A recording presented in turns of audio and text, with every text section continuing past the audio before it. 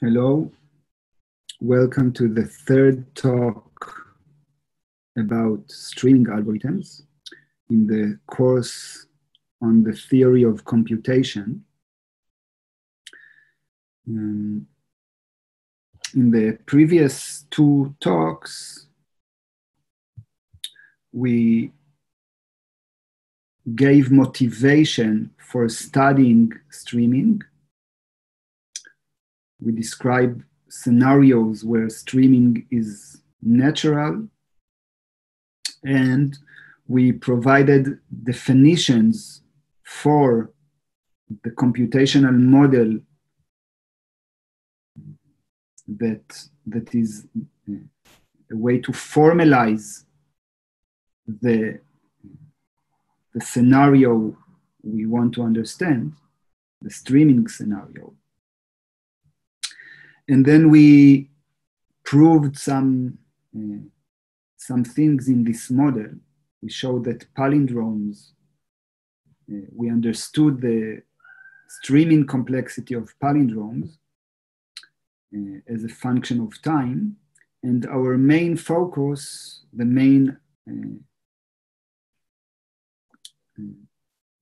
most complicated argument we saw was proving lower bounds on the streaming complexity of this function palindromes.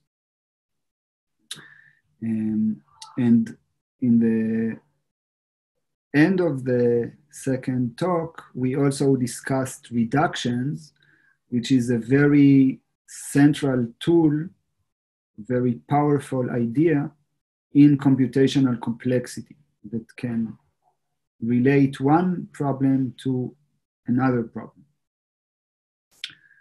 Today, I want to focus on streaming, but we're going to take a step back and try to abstract the scenario slightly. And we will talk about advantages and disadvantages of this abstraction. So today I want to talk about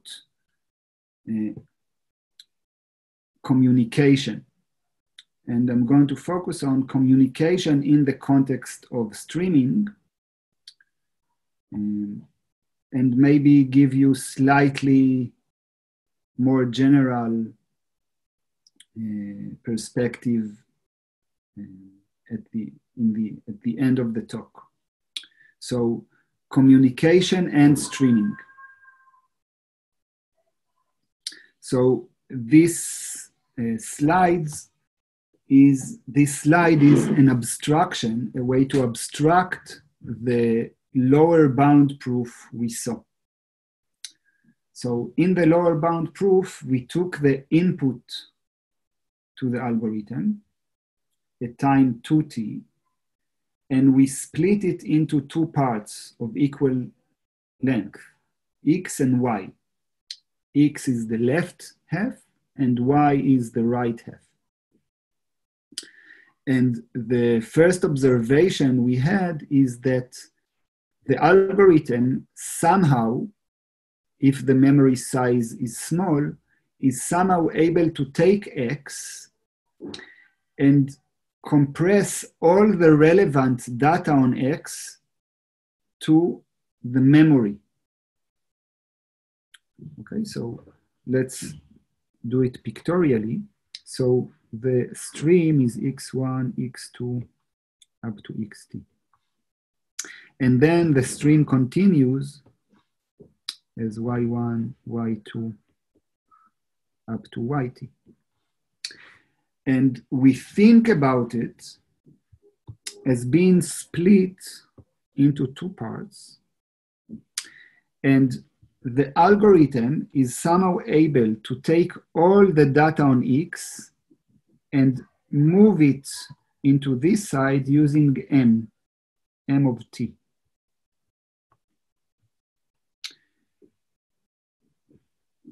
So the message m of t, the memory content m of t, and the value of y should suffice to deduce the functionality we are interested in.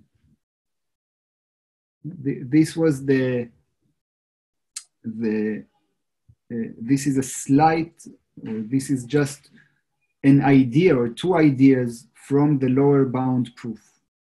So we think about the stream as a left part and the right part, and the algorithm is somehow able to compress the relevant information on X to the memory. And if there is no way to compress the data, then the memory should be high, large. The memory size should be large. So this is what we did in the lower bound proof. And we can now add some characters to the story and make it stand by itself.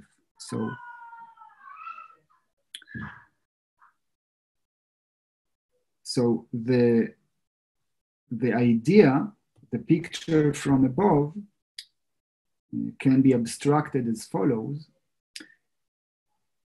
The idea is that we can take a streaming algorithm and we can interpret it as a one-way communication protocol between two players. So we have the left part of the stream, x1, x2, up to xt. We have the right part of the stream, y1, y2, up to yt. And we imagine that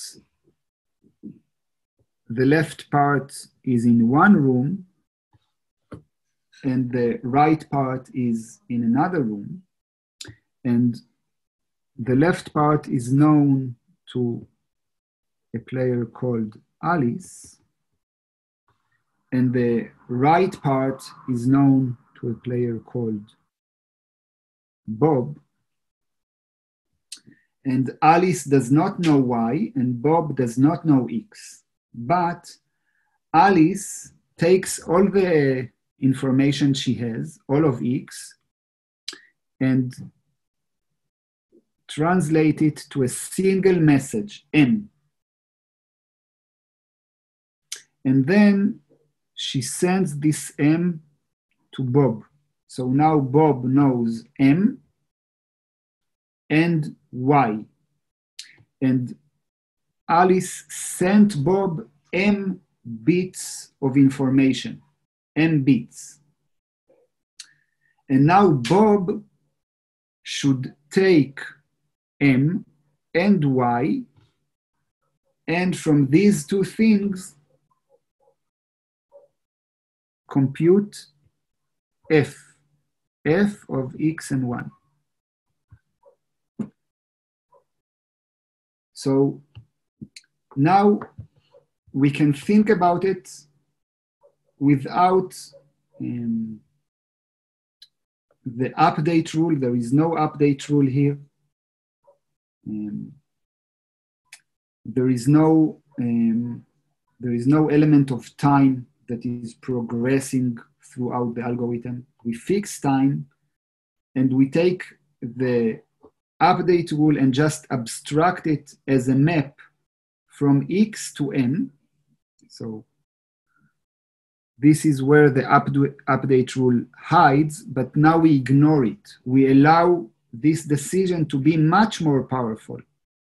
M is not just an iterative application of some update rule. It is any function of X. So the algorithm now is much more powerful than a streaming algorithm. But now the situation is cleaner. It highlights key properties, and maybe these key properties are enough to deduce what we want to know. Okay, so the summary of this picture is that we can think of a streaming algorithm as a one-way one way means Alice just sends Bob a single message. So a one-way, two-player communication protocol for computing F, the same target. And this abstraction highlights, or can potentially highlight, important properties. And in the lower bound we saw, this abstraction was enough to prove a lower bound that was asymptotically sharp up to a factor of 2. This perspective has this reduction between streaming to communication complexity, to communication protocols, can be interpreted from the other perspective, from the hardness perspective. If we prove a lower bound on this communication model, we immediately get a lower bound in the streaming model. So this is an advantage of this reduction from streaming to communication complexity. But sometimes this abstraction comes with a cost. When we abstracted the model, we lost some of its details. So it is not true that every communication protocol is actually a streaming algorithm. This can be bad if the abstraction is not good enough. But in many cases, the communication perspective actually gives us the right answer. So this is one example where we have a model with many details, the streaming model, and we can ignore some of the details, move to a higher level, and this higher level allows us to focus on the important details. Maybe this higher level will remove some important details. This we can know only after we think about it enough. The communication complexity perspective actually gives the right answer in many cases for streaming. I will talk about some other cases maybe where it is not strong enough later on.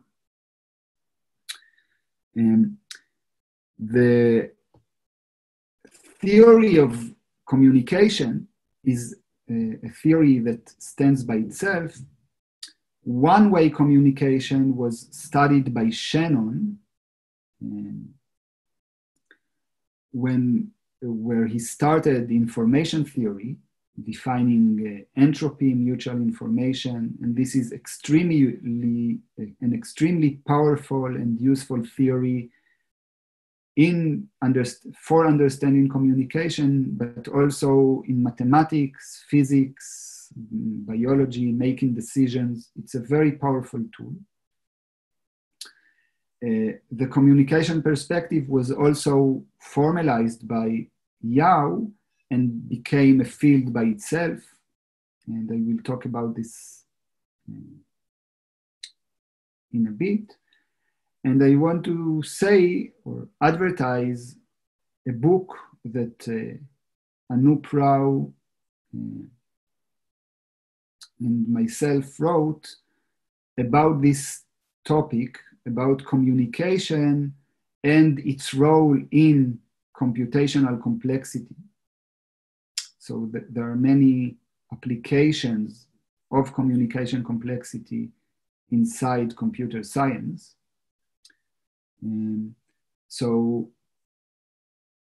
This is this slide is about two important theories that are related to communication and one reference to maybe study a little bit about these theories. And I want to give you an example of how communication complexity was used to prove a streaming lower bound. So here is a theorem. The theorem says that if there is a randomized streaming algorithm, so it's even more powerful than the ones we saw, and this algorithm does not even need to compute the number of distinct elements. It only needs to approximate the number of distinct elements, and the error can be square root of t. So it's a pretty big additive error. So if there is any randomized streaming algorithm that can just estimate the number of distinct elements, then the memory size must be linear in time. So this is a theorem. The way this theorem is proved, first, Indyk and Woodruff show the reduction from the gap Hamming problem to this problem. So they show that if you can solve some problem in communication complexity, if you can solve this streaming problem, then you can solve some problem in communication complexity. And the mechanism is similar to the mechanism we saw above. And then Chakrabarty and Regev proved the relevant lower bound in communication complexity. And I chose to mention this example because their proof is very geometric. It uses Euclidean geometry and Gaussian space. So somehow this seemingly simple streaming question leads to a very deep mathematical theory and structure, in this case in geometry, and later their proof, Chakrabarty and Regev's proof, was maybe simplified in two works and also used ideas from different type of geometry like Talleyrand's theorem, so from convex geometry. And recently, we also found a proof using Fourier analysis for this lower bound. So the story here is that a streaming algorithm, through the language of communication complexity, brings a lot of mathematics into the picture, which is a very powerful mechanism, a very strong way to understand the model, if there is all of mathematics below it that allows to prove things. Okay, so this is the example I wanted to talk about. And the last thing I want to say is that this perspective of communication that we saw today, that a streaming algorithm leads to a communication protocol, appears basically everywhere in computational complexity. So in distributed computing, where the parties are far away, there is a natural notion of communication. And also in data structure, where there is some place in the memory and you want to communicate with this memory, is also can be interpreted as a communication scenario naturally. So these are streaming, distributed computing, and data structures have natural communication interpretation. But the communication also appears in other models like Turing machines, like Boolean circuits, like branching programs, like proof complexity. So in many, many areas in computational complexity. And the main reason is that every computational device you can think of, somehow communication must be part of it. Some part of it should communicate information to some other part of it. So this is why communication is a useful perspective.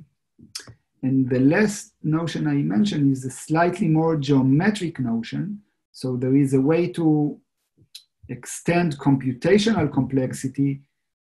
The idea is that you can have a device has a cost, and then a cost and functionality, and then you can define computational complexity. This idea appears, can be abstracted for many scenarios. Like the rank of a matrix. The rank of a matrix can be cast in this language. The rank of a matrix is the minimum number of rank 1 matrices that the matrix can be a sum of. So this is one way to define rank of a matrix. In the example I wrote here, there is extension complexity. Extension complexity is a property of a polytope, which is defined by, let's say, the convex hull of some finite number of vertices, or the intersection of half spaces. And polytopes can be also thought of as a computational devices, and operations between polytopes can be projections. And this leads to the theory of extension complexity. And it turns out that the ideas inside communication complexity are very important for extension complexity as well. So the summary of this slide is that this communication is a very central tool and source of questions in the theory of computation. And the last thing I want to do is summarize this lecture, the 3 talks.